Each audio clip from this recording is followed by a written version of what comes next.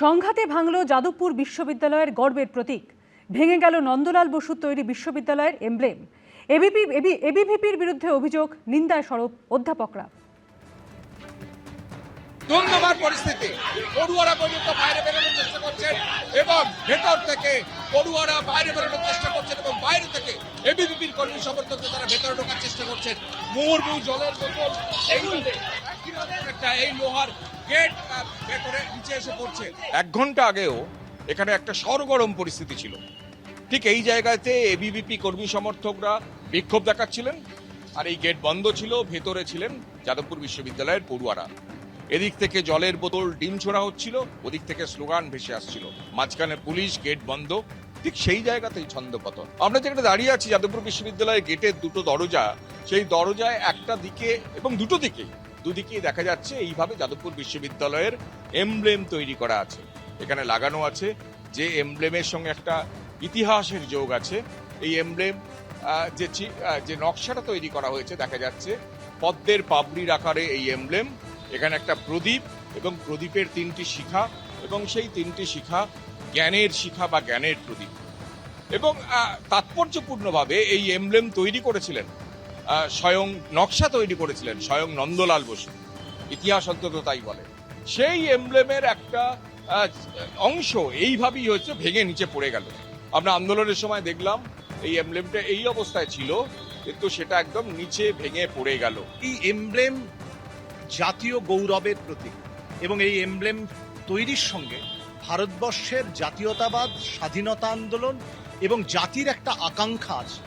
এবং এমব্লেমটা তৈরি করেছিলেন বিখ্যাত শিল্পী নন্দলাল বসু, এবং এইরকম একটা এমব্লেমের ওপর পা দিয়ে দাঁড়িয়ে মারিয়ে তাকে ভেঙে ফেলা হলো, এবং তারপর সেটা অন্যদের দিকে ছুড়ে দেওয়া হলো, কার্যত নিজ দিয়ে গড়িয়েই হোক আর যেভাবেই হোক না কেন।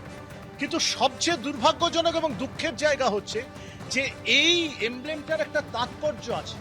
যেমন এটা জ্ঞানের শিখা, এখানে সেরকম পদ্ম, এটা হচ্ছে শতদল বিকশিত পদ্ম, এর সঙ্গেও জড়িয়ে আছে আমাদের এই পদ্ম ফুলের সঙ্গে আমাদের আবেগ, সম্মান, ভালোবাসা। এই এমব্লেমের সঙ্গে একটা ট্র্যাডিশন, ঐতিহ্য জড়িয়ে আছে। আশ্চর্য লাগছে যে পদ্ম ফুল আমাদের দেশের জাতীয় ফুল, যে পদ্ম ফুলের সম্মান নানা অর্থে আমাদের শাস্ত্র এবং সংস্কৃতিতে আছে, তাকে পদদলিত করছে কারা? এবিভিপি নামের একটা ছাত্র সংগঠন। তাকে ভেঙে ফেলছে কারা? পা দিয়ে মারাচ্ছে কারা? ফলে এটা আসলে আমাদের ঐতিহ্য, আমাদের পরম্পরা। বিজেপির প্রতীকও পদ্ম, এবং পদ্ম ফুল এক অর্থে এটাও ঠিক যে সেটা বিজেপির প্রতীক। তাকে পদদলিত করছে, মারিয়ে ফেলছে। একটা এমব্লেম শুধু যাদবপুরে যিনি পড়েছেন বা পড়ছেন বা যাদবপুরের সঙ্গে জড়িত তার সঙ্গে সম্পর্কযুক্ত নয়।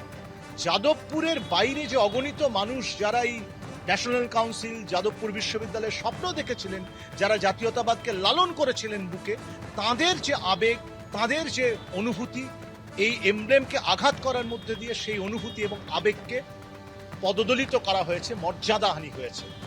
আমার বিশ্বাস যে প্রশাসন, সরকার নিশ্চিতভাবে এই অপরাধের বিচার করবে।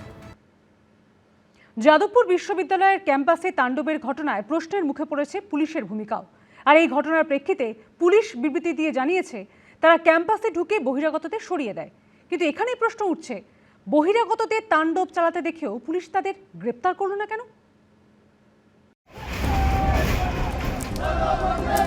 আগুন জ্বালিয়ে দিয়েছে আমাদেরকে দপ্তরে।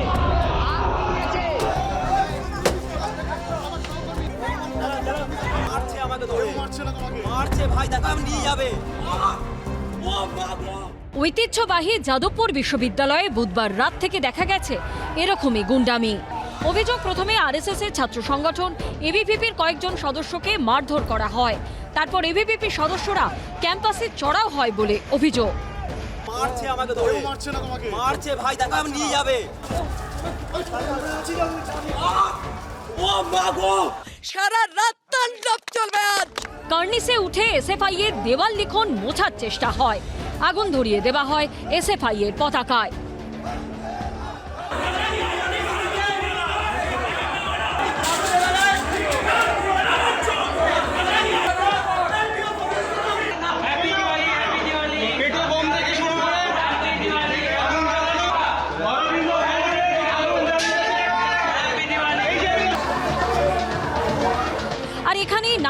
প্রশ্ন উঠছে, যাদবপুরের মতো বিশ্ববিদ্যালয়ের ক্যাম্পাসে এত কিছু ঘটলো, পুলিশ কি করলো?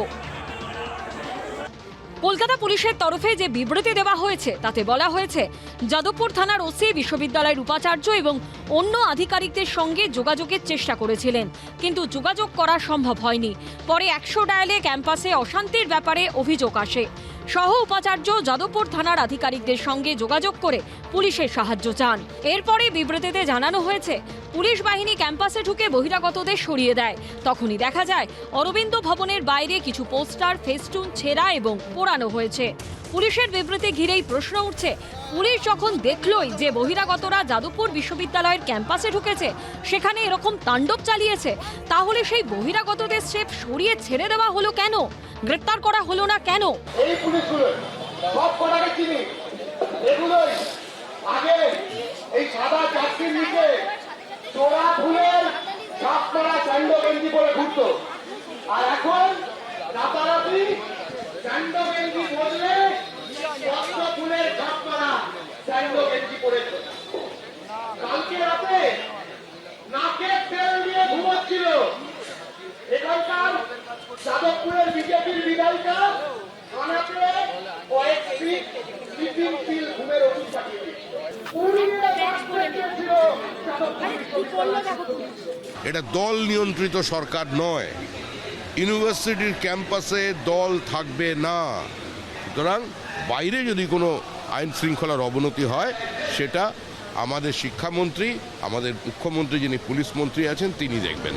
ওয়াকিবহাল মহলের মতে, এ ধরনের ঘটনার ক্ষেত্রে পুলিশের উচিত দল বা রং না দেখে অবিলম্বে পদক্ষেপ নেওয়া। সে বহিরাগতদের সরিয়ে দেওয়ার মতো পদক্ষেপেই তারা বিষয়টা সীমাবদ্ধ রাখলো কেন? আমাদের দেশের গণতন্ত্রটা তো বিপন্ন, তো এই বিপদ থেকে যাতে আমাদের শিক্ষা ব্যবস্থাকে, আমাদের গণতন্ত্রকে রক্ষা করা যায়, তার জন্য প্রশাসনের লোকদের, পুলিশের লোকদের নিরপেক্ষভাবে কাজ করতে হবে, অপরাধীদের বিরুদ্ধে ব্যবস্থা নিতে হবে এবং যারা নিরপরাধ তাদের রক্ষা করতে হবে। যাদবপুর কাণ্ডে এরপর পুলিশ কি পদক্ষেপ নেবে, সেটাই দেখার। কৃষ্ণেন্দু অধিকারী, সুকান্ত মুখোপাধ্যায় ও পার্থপ্রতিম ঘোষের রিপোর্ট, এবিপি আনন্দ। বীরভূমের পাথর ব্যবসায়ী টুলু মণ্ডলের উপর চাপ আরও বাড়ল। তার বিরুদ্ধে রুজু হওয়া মামলায় সংগঠিত অপরাধ সংক্রান্ত ধারার উপর কোনো হস্তক্ষেপ করল না কলকাতা হাইকোর্ট। টুলু মণ্ডল রামায়ণের ইন্দ্রজিতের মতো আচরণ করছেন, মেঘের আড়াল থেকে সবকিছু দেখছেন, মন্তব্য করলেন বিচারপতি সৌগত ভট্টাচার্য। বিপুল সম্পত্তি, প্রাসাদের মতো বাড়ি, আত্মীয়ের বাড়িতে টাকা, গয়না, গাড়ির মেলা, বিরাট জায়গা নিয়ে পার্কিং, সবেরই হদিশ মিলেছে। শুধু শেষ অবধি হদিশ মেলেনি বীরভূমের পাথর ব্যবসায়ী টুলু মণ্ডলের। তার মধ্যে সেই মোহাম্মদ নাজিব উদ্দিন মণ্ডল ওরফে টুলুর ওপর চাপ আরও বাড়ল। তার বিরুদ্ধে রুজু হওয়া মামলায় সংগঠিত অপরাধ সংক্রান্ত ধারার উপর কোনো হস্তক্ষেপ করল না কলকাতা হাইকোর্ট। বৃহস্পতিবার বিচারপতি সৌগত ভট্টাচার্য বলেন, টুলু মণ্ডল রামায়ণের ইন্দ্রজিতের মতো আচরণ করছেন, মেঘের আড়াল থেকে সবকিছু দেখছেন। টুলু মণ্ডলের আইনজীবীর উদ্দেশ্যে বিচারপতি বলেন, কোনো বিচক্ষণ ব্যক্তি এত টাকা কাবার্ডে রাখে? এটা একটা সংগঠিত অপরাধ, এর কারণে রাজস্বের ক্ষতি হয়েছে। টুলু মণ্ডলের আইনজীবী বলেন, পাথর তোলার উপযুক্ত লাইসেন্স তার মক্কেলের আছে, তিনি কোনো বেআইনি কাজ করেননি। তখন বিচারপতি বলেন, চাইলে আগাম জামিনের আবেদন করতে পারেন টুলু মণ্ডল। ইতিমধ্যেই টুলু মণ্ডলের বিরুদ্ধে হুলিয়া জারির নির্দেশ দিয়েছে সিউড়ির এসিজেএম আদালত। গত সপ্তাহে সিউড়ির আদালতে সরকারি আইনজীবী বলেন, পাথর খাদানে ডিসিআর জালিয়াতির জেরে গত 5 বছরে আনুমানিক 3000 কোটি টাকা রাজস্ব হারিয়েছে রাজ্য সরকার। বছরে আনুমানিক 600 কোটি টাকা রাজস্ব লোকসান হয়েছে। সরকারি আইনজীবীর আবেদন মেনে টুলু মণ্ডলের বিরুদ্ধে নতুন করে জালিয়াতি, প্রতারণা, সরকারি টাকা নয় ছয় ও প্রমাণ লোপাট সহ 4টি ধারা যুক্ত করা হয়েছে। এই আবহে এবার কলকাতা হাইকোর্টেও অস্বস্তিতে টুলু মণ্ডল। সৌভিক মজুমদারের রিপোর্ট, এবিপি আনন্দ। টানা বৃষ্টিতে জলমগ্ন পশ্চিম এবং পূর্ব মেদিনীপুরের বিস্তীর্ণ এলাকা। ঘাটাল, সবং, খেজুরি সহ একাধিক জায়গায় নদীর জল বেড়ে ভাসছে গ্রাম, চাষের জমি, রাস্তা, জলবন্দী বহু মানুষ।